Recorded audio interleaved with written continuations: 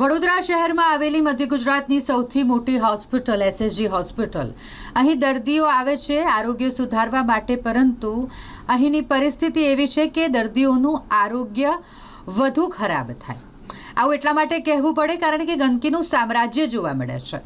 અનેક કારણોને લઈને વિવાદોથી ઘેરાયેલી એસએસજી હોસ્પિટલ ફરી એક વખત વિવાદમાં આવી છે. આ વખતે વિવાદનું કારણ છે કેન્ટીન. નવા કોન્ટ્રાક્ટરને કેન્ટીનનો કોન્ટ્રાક્ટ સોંપવામાં આવ્યો છે અને તેવામાં આ કેન્ટીનમાં ગંદકીની ભરમાર જોવા મળી રહી છે. જાત તપાસ કરતા જાણ થઈ કે સાચે જ ગંદકીનું સામ્રાજ્ય છે. અહીં કેન્ટીનમાં કામ કરતા જે કર્મચારીઓ છે તેઓ દ્વારા કેન્ટીનનું જે ગંદુ પાણી અને ગંદો કચરો હોય છે તેને ગટરમાં નાખી ઘણી વખત ગટર પણ ચોકઅપ કરવામાં આવી રહી છે. આ તમામ જે કેન્ટીનનો ગંદો કચરો છે તેનો નિકાલ તેઓ કરતા હોય ગટરમાં જ, અને એટલે ગટર ઉભરાવાની પણ સમસ્યા તેની વચ્ચે આ કેન્ટીન ચાલી રહી છે. અહીં આરોગ્ય સુધારવા માટે લોકો આવતા હોય ને તેવામાં આ ગંદકીના કારણે આરોગ્ય વધુ બગડી જાય તેવી પરિસ્થિતિ છે. તેવામાં સામાજિક કાર્યકરે આ મામલે રોષ વ્યક્ત કર્યો છે ને આવા કોન્ટ્રાક્ટરો સામે હોસ્પિટલ તંત્ર કાર્યવાહી કરે તેવી માંગ કરી છે.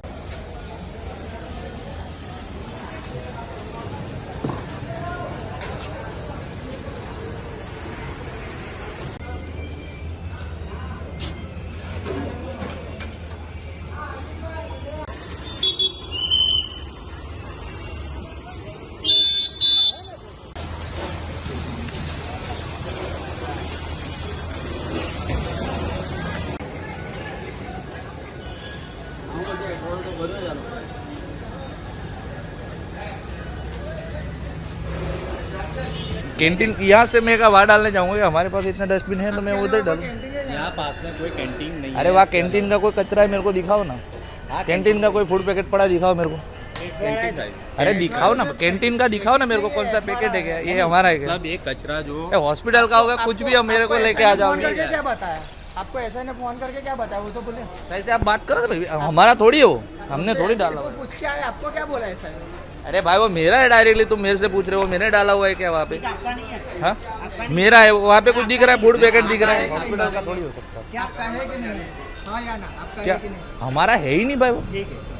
મધ્ય ગુજરાતની સૌથી મોટી હોસ્પિટલમાં જ્યારે લોકો આરોગ્ય સુધારવા માટે આવતા હોય છે ત્યારે તમે જોઈ શકો છો કે જે કેન્ટીન હાલમાં જ હમણાં નવીન કેન્ટીન નવા કોન્ટ્રાક્ટરને આપવામાં આવી છે, ત્યારે આ કોન્ટ્રાક્ટર પોતાની મનમાની કરતા હોય. જેમ કે તમે જોશો કે અહીંયા ગાડી જે ગટર છે, ગટરની અંદર આડેધડ કચરું નાખવામાં આવે છે, જેના કારણે ગટર ઓવરફ્લો થાય છે અને એ ગટરનું પાણી જ્યારે રોડ રસ્તા પર વહી રહ્યું હોય ત્યારે મચ્છરજન્ય ઉપદ્રવો થતા હોય છે. ત્યારે ખાસ કરીને એસએસજી હોસ્પિટલના સુપ્રિન્ટેન્ડન્ટ સાહેબ, આરએમઓ સાહેબ, સાથે સાથે જે તે લાગતા વળગતા જવાબદાર અધિકારીઓ, આ તમામ લોકોએ આ તમામની ઉપર અંકુશ લાવવાની જરૂર છે. કારણ કે હાલમાં જ અમે જ્યારે અહીંયા ગાડી પહોંચ્યા ત્યારે સાફ સફાઈ કરવામાં આવી રહી છે, આગળ પાછળ ધોવામાં આવી રહ્યો છે, પરંતુ જ્યારે ઓચિંતી વિઝિટ કરવામાં આવે તો ચોક્કસથી સંપૂર્ણ માહિતી મળી શકે તેમ છે.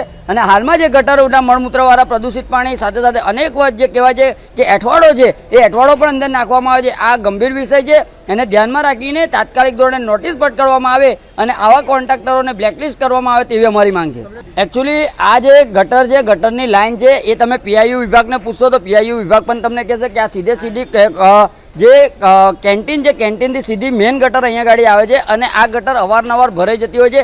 એના કારણે અહીંથી પાણી પુષ્કળ પ્રમાણમાં ઉભરાઈ રહ્યું છે. ત્યારે અવારનવાર આપણે તંત્રને જગાડવાનો પ્રયત્ન કરતા હોય ત્યારે કેન્ટીનના સંચાલકોએ પોતે ધ્યાન રાખવાની જરૂર છે. સાથે સાથે જે પણ આ રીતનું જે કૃત્ય કરવામાં આવતું હોય, આ ગંભીર વિષય છે, તેને ધ્યાનમાં રાખી અને નોટિસ ફટકારીને અમને તાત્કાલિક ધોરણે બ્લેકલિસ્ટ કરવામાં આવે તેવી અમારી માંગ છે. ચોક્કસથી આ હોસ્પિટલની અંદર આખા હોસ્પિટલની અંદર દર્દીઓ સારવાર અર્થે જ આવતા હોય છે. સાથે સાથે દર્દીના પરિવારજનો જ્યારે કોઈક સારવાર અર્થે હોય ત્યારે અહીંયા ગાડી બેસતા હોય છે, બેસીને જમતા હોય છે. પરંતુ હાલમાં જે ગટરના મળમૂત્રવાળા પ્રદૂષિત પાણી જ્યારે ઉભરાઈ રહ્યા હોય તો ક્યાંક ને ક્યાંક જે અહીંના દર્દીના પરિવારજનો તે પણ હાલાકીમાં મુકાતા હોય છે. એટલે ખાસ કરીને તમામનું ધ્યાન રાખી અને વહેલામાં વહેલી તકે કામગીરી કરવામાં આવે તેવી અમારી માંગ છે.